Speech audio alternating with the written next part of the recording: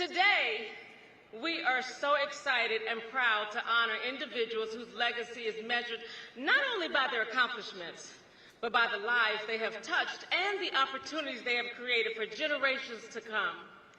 But before we begin, we want to express our sincere gratitude to all of our sponsors for their generous support and steadfast commitment to the National Urban League's mission. Your partnership makes this conference and our work throughout the year possible. We are especially grateful to our national conference leaders, Bank of America, Nationwide, Toyota, and JP Morgan Chase. Let's give them a round of applause. Thank you so much for your extraordinary leadership, investment, and dedication to advancing equity, opportunity, and empowerment. We also extend our heartfelt thanks to the generous sponsors of today's Legacy Leadership Awards luncheon: JP Morgan Chase, PepsiCo, AARP, and Airbnb for helping to make this special celebration possible. That deserves a round of applause as well. And now it's my pleasure to introduce the host for this afternoon. She is an Emmy Award-winning reporter and multimedia journalist with WTVF News Channel 5 and a respected storyteller right here in the Nashville community. Ladies and gentlemen, please join me in giving a warm National Urban League welcome to Kelsey Gibbs.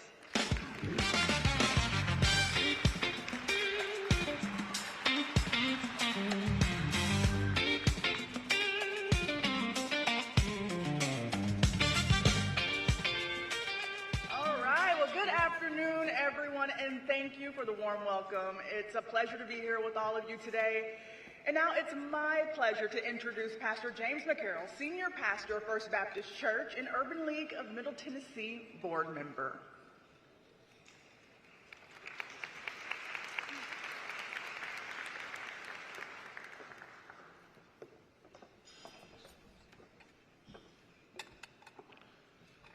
Let us pray. Gracious and sovereign God, we gather in this moment with gratitude and purpose, mindful of the legacy that's brought us here and the responsibility that rests upon us now. We thank you for the vision, courage, and perseverance of those who've labored for justice, equity, and opportunity, those whose shoulders we stand upon today. In a time marked by persistent inequities, economic uncertainty, challenges in education, threats to voting rights, and disparities in healthcare and housing, we acknowledge both the weight of these realities and the urgency they demand. Yet we also affirm that you are God, a God who is present in the midst of struggle, working through people, institutions, and communities committed to righteousness and restoration. Lord, we ask that you would bless this gathering, not only as a celebration of legacy, but as a catalyst for continued action. Strengthen leaders, advocates, educators, and partners who are committed to building pathways of opportunity where barriers still exist. Grant wisdom for collaboration, clarity for strategy, and courage for truth-telling in every space where decisions are made. Let this luncheon be more than a moment of reflection. Let it be a renewal of commitment. May the partnership strengthened here lead to tangible outcomes in neighborhoods, schools, workplaces, and homes. And may everything we do reflect your justice, your compassion, and your unwavering love for all people. And as we rise from this place, let us not forget that we're the living commitment of a movement. We're the living continuation of a movement. The work before us is not new. It echoes the cries, the prayers, and the sacrifices of those who marched, organized, and dared to believe in a more just America.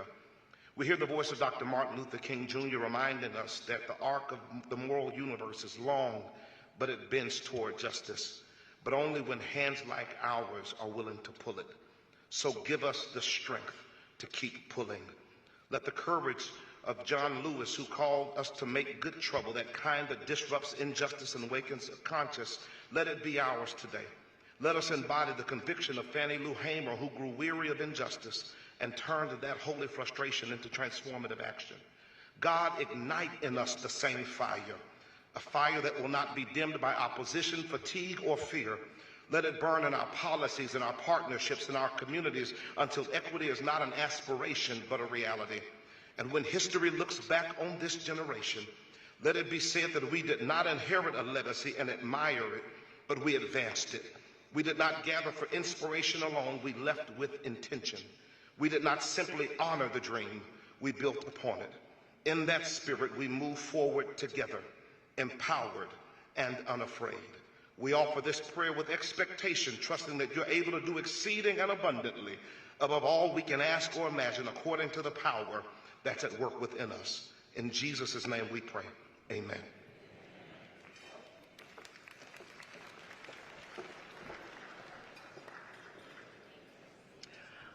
Thank you for stirring our souls, Pastor McCarroll. And ladies and gentlemen, please give a warm round of applause to Mark H. Morial, President and CEO of the National Urban League.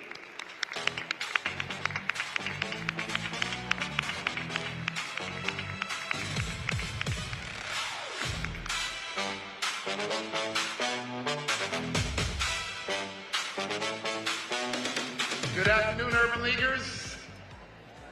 I am so thankful to see all of you here this afternoon on the third day of our 2026 annual conference. And I once again want to ask all of you to put your hands together for the leader of the Urban League of Middle Tennessee, Clifton Harris, and his team for all of the incredible work.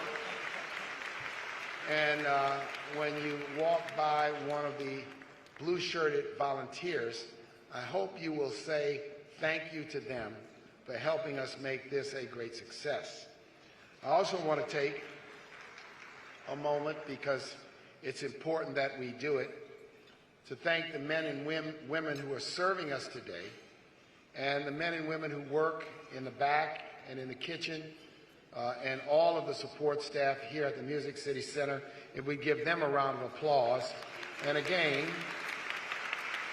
when they come to your table and serve you, please say thank you, because the Urban League way is a way of gratitude. I also want to thank, he's present with us this afternoon, the chair of our board, Tim Murphy. Once again, Tim, thank you so very much for your steadfast leadership and presence. Yesterday was a powerful moment when we welcomed the three families of the young men who tragically lost their lives. It was an emotional time as we heard about the details of the stories behind each of these tragic losses. And I say thank God for lawyers like Ben Crump and his team, who give the victims of violence and their families someone to fight for them so that there is transparency and justice.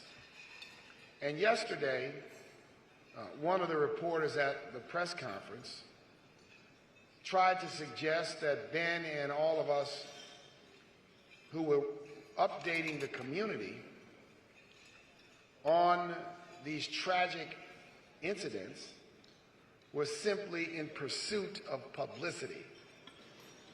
What a sad, sad, ridiculous commentary. And we had to respond to them and answer to them. When we fight for justice, we have every right to talk loudly, clearly, and forcefully to the community, because we have to hold systems accountable. That's our work. If we don't do that, if we don't stand up.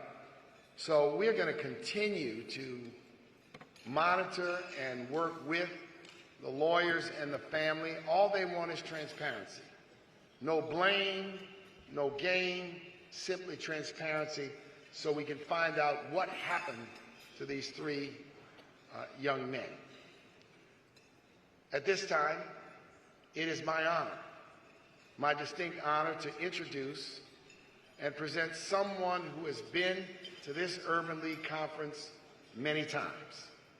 In fact, the person I am about to introduce was with us in 2004 in Detroit when she was one of the original inductees as a woman of power.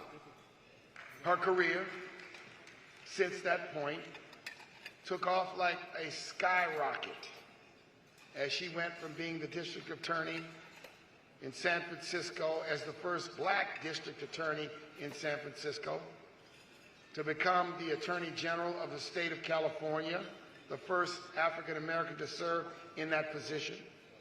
Later on was elected to the United States Senate, representing the state of California, and then made history as Vice President of the United States of America, the first woman, the first black woman to do so.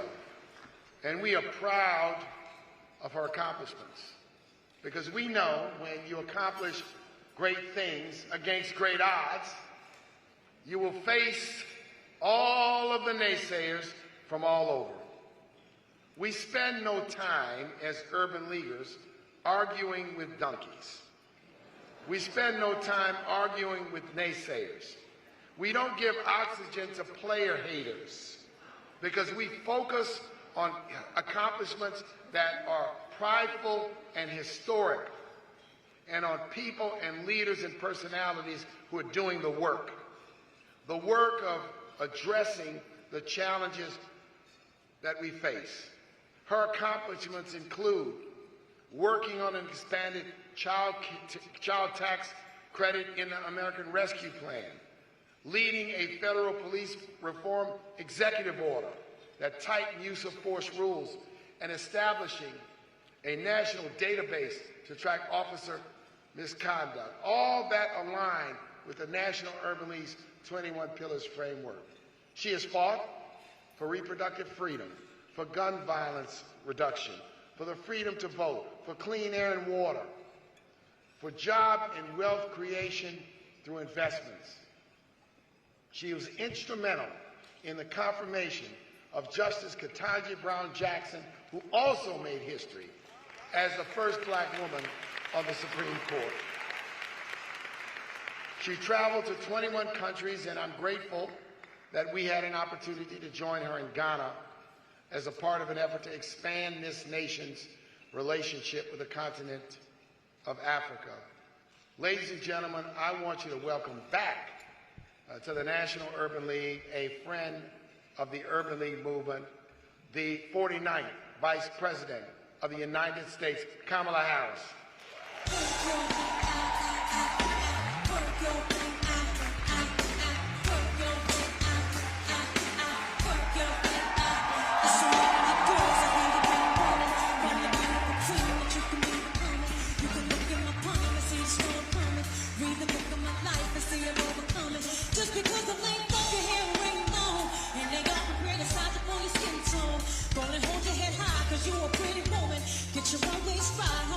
Good afternoon, Urban League. We're excited to have you with us this afternoon, and we've got people here from all over the country. Yeah. But I reminded everyone that you have been here more times than I can count. On the back of the envelope, I think I've counted 12 times, but maybe I've missed a few between this and our Legislative Policy Conference and many other engagements we've had. So we are indeed so proud that you're back today. I want to start today with just your assessment, your sense of the moment that we are living in, the condition of this nation, and the challenges we have, because we're trying to maintain hope. We're trying to maintain strength. We're trying to maintain the fight. What's your assessment? What's your sense? What commentary would you have on the state of affairs at this moment? How's that for being articulate? Easy question. Well, let me preface it by first thanking you, Mark, and everyone in this room for the work that you are so dedicated to, that is about lifting up the voices of people who must be seen and heard and receive the dignity to which they are due. It is tireless work. It is often thankless work. And the leaders in this room do it every day without any expectation of award or reward. And I am so deeply thankful to you for lifting up and carrying the legacy of this incredibly important American organization and institution, especially in these most troubled times. You know, we are looking at a historic moment, and not for good reason. We are looking at a moment that has been about taking us back. You look at the Calais decision, taking us back to Jim Crow. You look at a United States Supreme Court. I became a lawyer because of one of the people I idolized, which was Thurgood Marshall. And everything he did and they did on that court, everything Charles Hamilton Houston and Constance Baker Motley did to allow that court with Thurgood to do the good work that was about trying to make real the promise of America when it comes to liberty and justice and equality. Yet we are living in a time where we see the three branches of government that are supposed to be co-equal, that are under their watch, allowing a disintegration and deterioration of those principles and values that we have held ourselves out to value and hold dear. We have seen a United States Supreme Court which now, a few years ago, told the chief executive, the president of the United States, he'd be immune from whatever he does in office. And so what have we seen as a result of that and so many other factors? We have seen what should be three co-equal branches of government now become one superior to the other two in many ways. We see in a state like Tennessee, state governments who are overtly, without any apology, threatening the very thing that we say we stand for, which is a democracy and the right of its citizens to vote.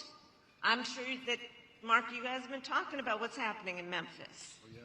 A predominantly black city that has now been carved into 3 different districts, that is intended, that action, to basically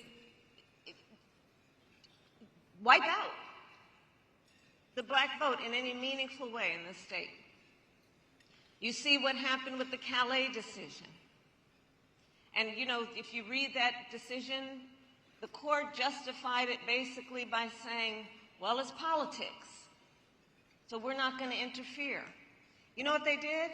They backdoored racism through politics in that decision.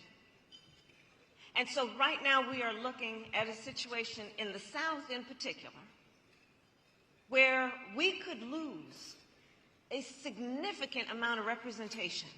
And yes, we should talk about it in terms of who will lose their office, but we also know that most importantly, it's going to be about the people that will lose their representation.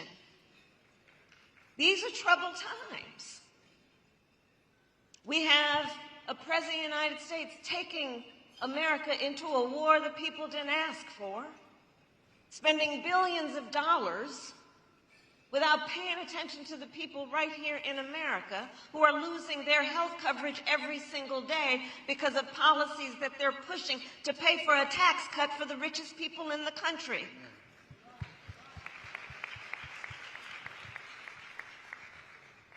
These are troubled times, Mark. And yet, I remain optimistic. And I'm going to tell you why. Just being backstage here, I met one of the young leaders. She's about to go to law school. Where are you? She's about to go to law school, and we were talking about it. She's been working here at Urban League, and she wants to go to law school. And I said, well, what do you want to do with that law degree? She said, fight for civil rights. you know, fight for civil rights. She is a member of Gen Z. Gen Z is a bigger population demographically than boomers. Get comfortable with that, boomers.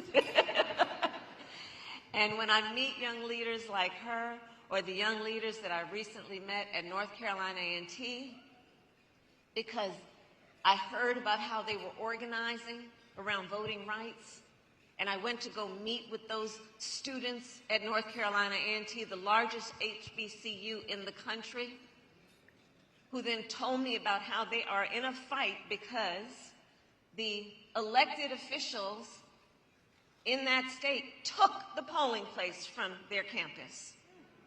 Took the polling place from the largest HBCU in the country.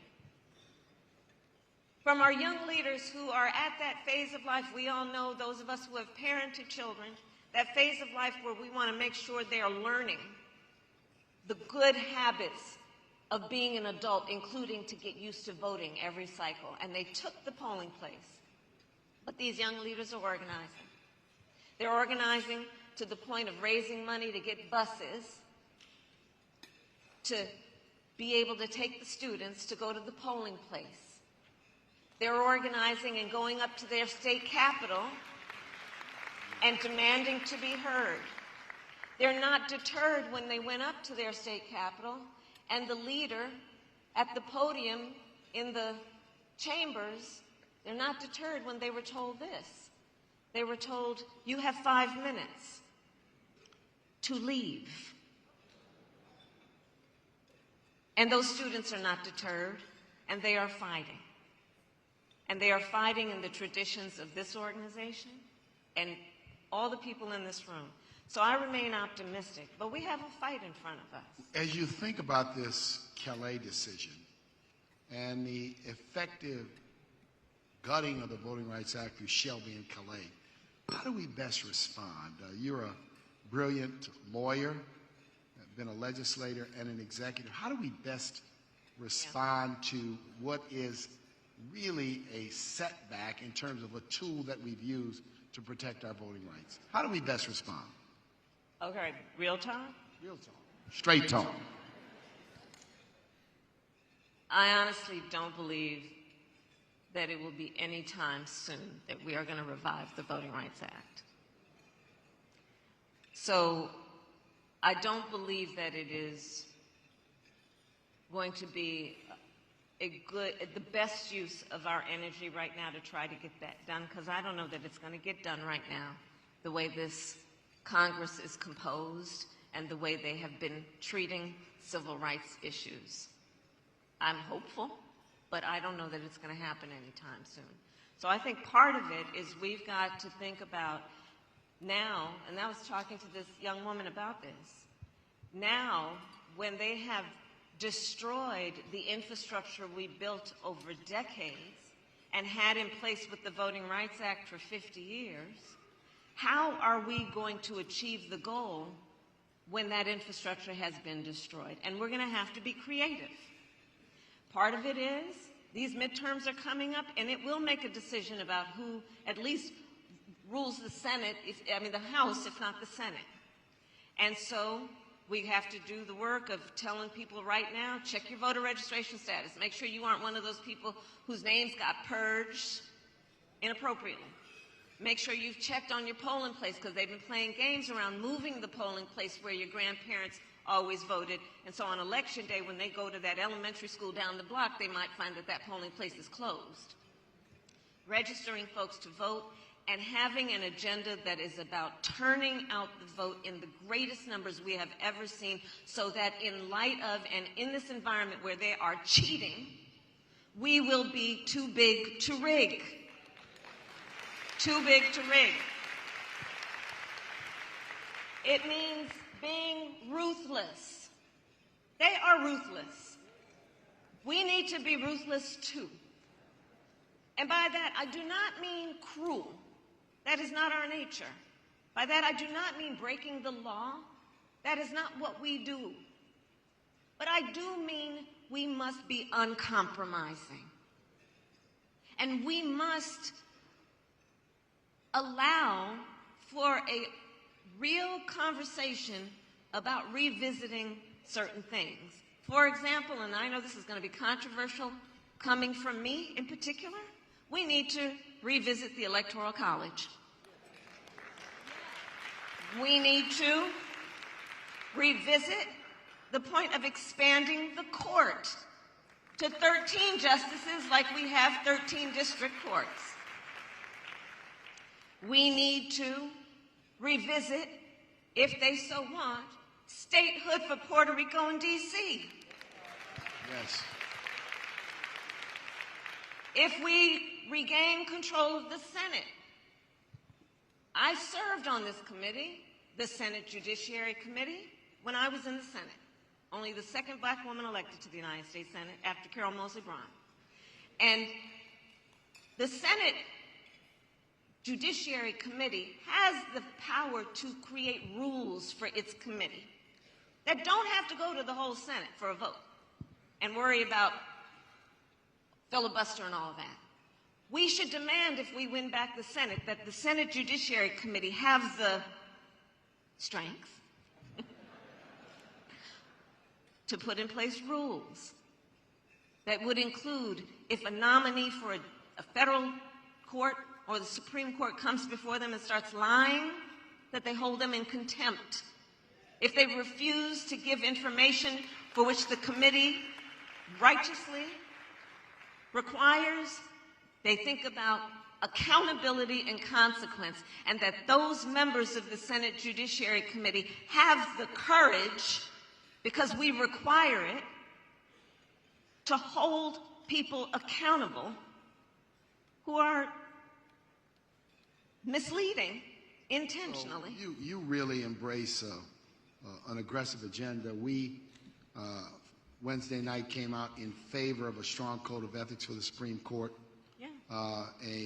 term limits for the court, and I support an expansion of the court. And I think people should understand the Supreme Court has not always had 9 members. Right. There's nothing sacrosanct about 9 members, and we have to do what indeed we need to do. I want to switch gears to foreign affairs. Let's focus. I want to create this context. So it appears as though American foreign policy is hyper-focused on the Middle East. Not to suggest that the Middle East is not important, but that there is not significant focus on our relationship with Africa, right, our relationship with Latin America and the Caribbean, while China is on the move in Africa in a very significant way, has increased its investments there. What should American foreign policy, and how do you convince those, I'll call it beltway types, that American foreign policy should be much more expansive than a hyper-focus on the Middle East? How do you convince, and should it be that, or is the Middle East so pivotal to everything that that is where our focus needs to remain? So well, let me start with this. As Vice President of the United States, I met with over 150 world leaders, presidents, prime ministers, chancellors, and kings. Many of them multiple times, and developed relationships with them. And I will say that one of the concerns that I've had for quite some time, even before the 24 election, is I worry, and it kind of pains me, to be honest with you. Do the American people writ large understand how important we are to the rest of the world? I don't mean the government, I mean the people. Because part of my experience has shown me that the relationship between nations, yes, it has something to do with the relationship between those leaders, but it also has something to do with the relationship perceived by the people of those nations with the others. The whole history of African Americans in the United States is well known in many parts of the world, and the plight and the struggle has been one of those examples of other nations knowing who we are and finding some level of identification with the need for the people to have to fight for their rights and then see success when they organize and speak up.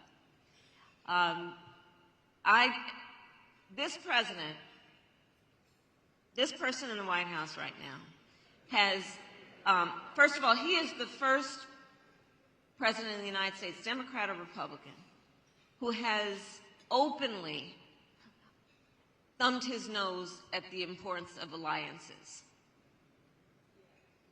Imperfect though many of them have been, but this one openly thumbs his nose at the importance of alliances. The other thing he openly does is thumb his nose at the notion that America should be a protector of international rules and norms. He is an isolationist with a supposed America First agenda, who, because of his failure to understand America's role, imperfect though we may be, has accomplished two things. He has accomplished making America seem less reliable as a partner, and he has accomplished that America now has less authority than it ever did to weigh in on global matters. You mentioned the continent of Africa, and I was so honored when you and Michelle came as part of the delegation that I took to the continent, and Ghana being the place where we were hosted with a state dinner. So as Vice President, one of the areas of focus for me in international policy was the continent of Africa, for a number of reasons, including the median age on the continent of Africa is 18. It is estimated by 2050, 1 in 4 people occupying space on Mother Earth will be on the continent of Africa. Yes.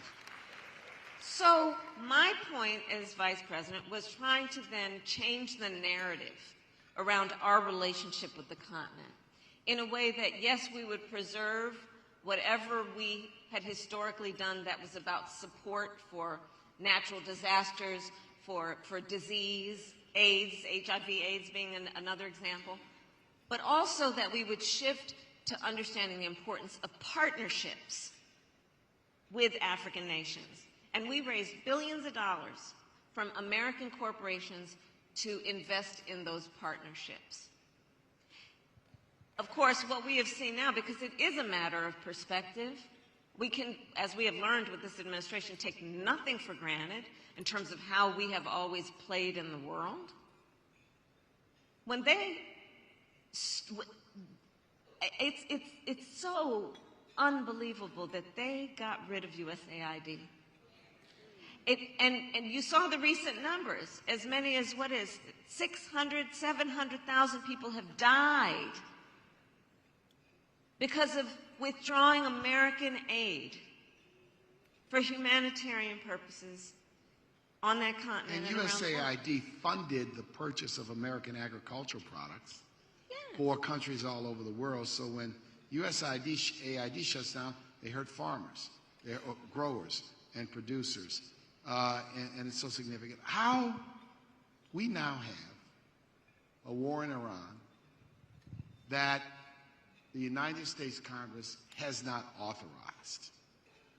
How do we prevent presidents from engaging in unauthorized wars in the future so that this experience does not become precedent-setting for future presidents? Let me just engage in foreign conflicts at whim and at will that the Congress is not authorized nor funded.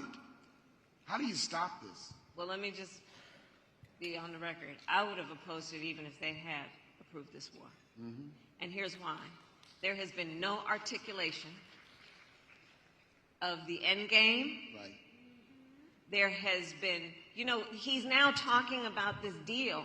The deal would basically be what Barack Obama got, that he pulled us out of. And, I think that it is important to not be a conspiracist, but at the same time, you can listen to what people are saying and wonder, is it just a full-on distraction from the things he can't handle or has not handled? But this war is a war of choice. that this president got into with Israel with no clear national security issue for us. If you look at it in terms of what was happening with the nuclear program, and there are now courageous U.S. service members who have died. They're asking for hundreds of billions of dollars to pay for this war. Meanwhile, you have people in America who are losing their health care every day, cannot afford their housing, cannot afford health care, cannot afford child care. And so, yes, it is about congressional authorization, but it is also about how do you use the resources and power of the United States of America, our taxpayers and our government, in a way that best meets the needs of the people, yes, in terms of their security first and foremost always, but their well-being as a whole. This war is an example of action that is contrary to all of the above. Let me ask you another question on a little bit of different vein. In your view, rank the top 3 most effective presidents in American history. Oh, Mark, don't make me do that. Well, you can turn the question around. It was actually interesting. I couldn't sleep last night, and I was watching NPR. It was doing did anybody watch a whole thing on FDR? Did you watch it? And it was, of course, his 3 terms in office, and it was interesting to, and of course the role of his wife, Eleanor Roosevelt, and he did some good things. Yeah. In fact, it was he who talked about the expansion of the Supreme Court, and then he got ferocious blowback for that. But he did good. It was Social Security. It was, when I think about what he did in terms of investing in the people during dire times and talking about the role and responsibility of government, that it should not just be about the benevolence of community organizations or just interpersonal relationships, that the government has a role. I think that he was a very important president. He appreciated that government has, in my mind, 3 essential functions, which is public health, public safety, and public education. I will credit, give me more time to really think about this. I credit, Kennedy, of course, in terms of what he laid the groundwork for, and then Johnson followed up on. Of course. Right? Around having the ability, but that was, again, an example of the inside-outside game. Because the reason that happened is because the pressure was on from the outside to appeal to the conscience of the people on the inside. Yes. And so I don't think that there's been any great president who has been without that kind of pressure as well. And then, of course, Barack Obama. Yeah, of course. Yes. Yeah. So, and what he did with the Affordable Care Act, among many things, but in particular, if we had one issue that has been ailing America for generations, which is a health care system that has failed anyone other than the rich, and addressing that the way that he did and took a lot of heat for it, I think he's one of the greatest presidents. Well, you named 3, and I agree with those 3, right? Particularly 20th century. FDR, and you can never, ever compare what Kennedy and Johnson, the Kennedy-Johnson administration, was able to accomplish in so many ways. And, of course, Barack Obama, I think, not only his accomplishments, but the fact that he never embarrassed us. He never, ever embarrassed us. He operated with dignity and class and put up. He never sweat. No, the man never sweated. He never flinched when even the haters got loud and wrong with him. So I guess the next question related to that, because you've had a chance to serve in the White House, what's the profile of a great president? What are the characteristics that are really required to do the job and do it effectively? What really does it take? Because people may look at it from the outside. You have a chance to look at it both from the outside and the inside and serve on the inside. What are the characteristics? I think people are really thinking as they think ahead. You know, what is the profile? What are the characteristics? Sometimes what we see is not what we see. Yeah. What do you think?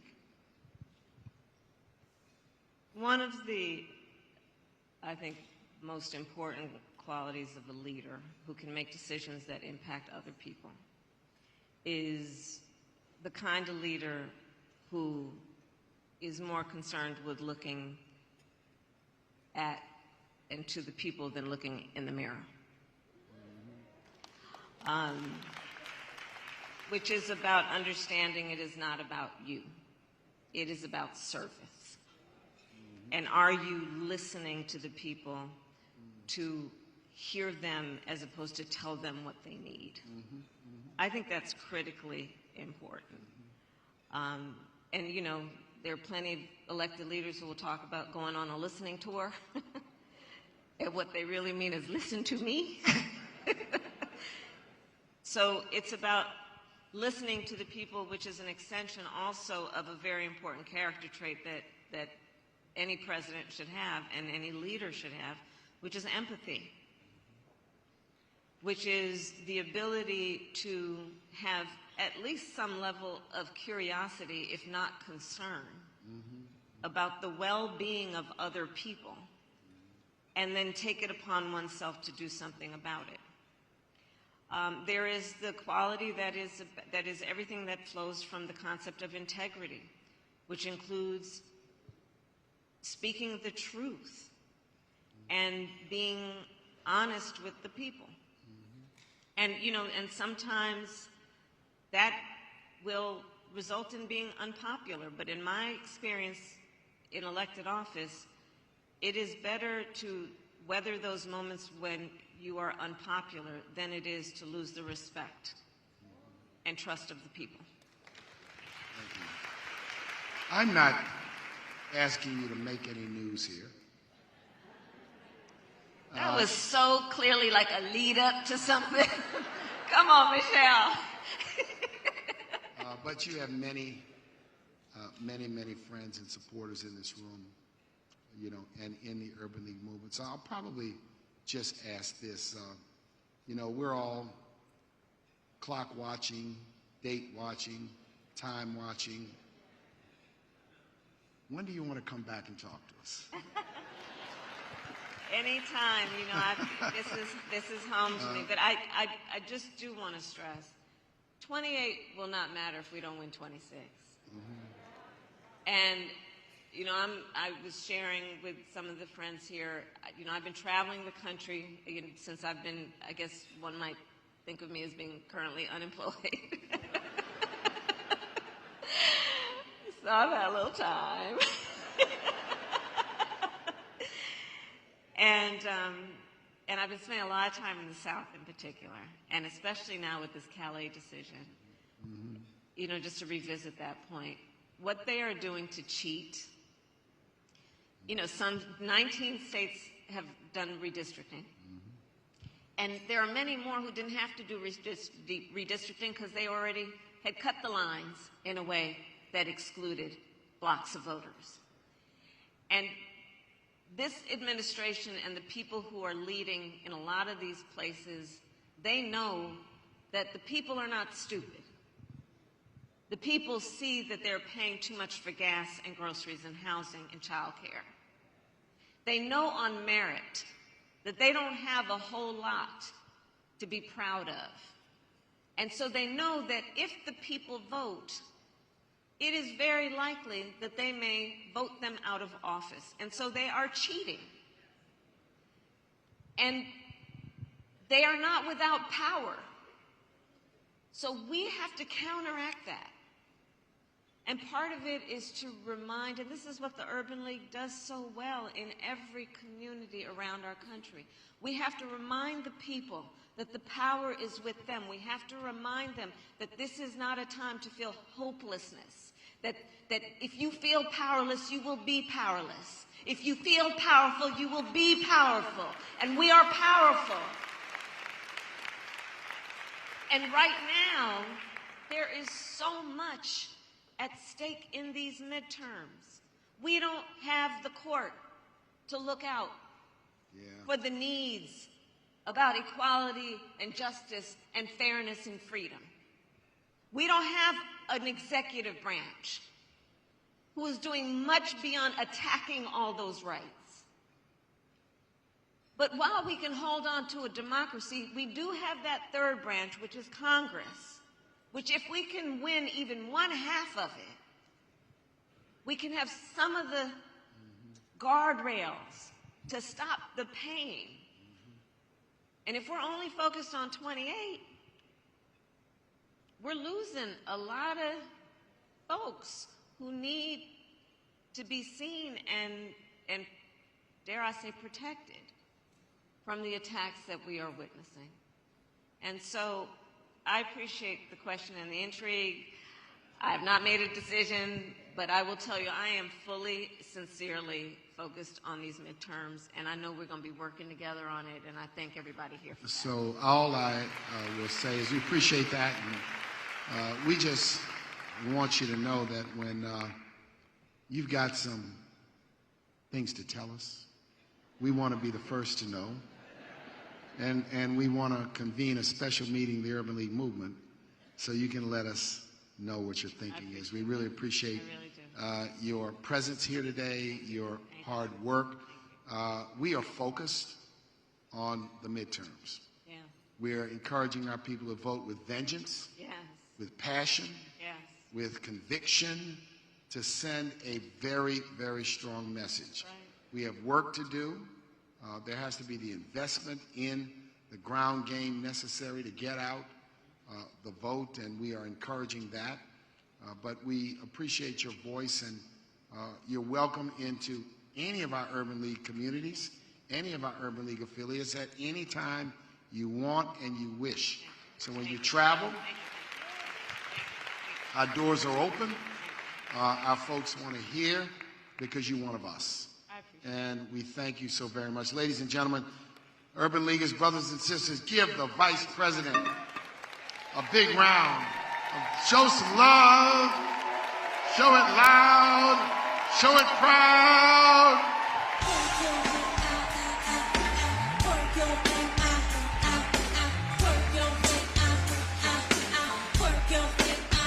So many girls, I hear you've been running from the beautiful queen that you can be becoming. You can look in my palm and see the storm coming.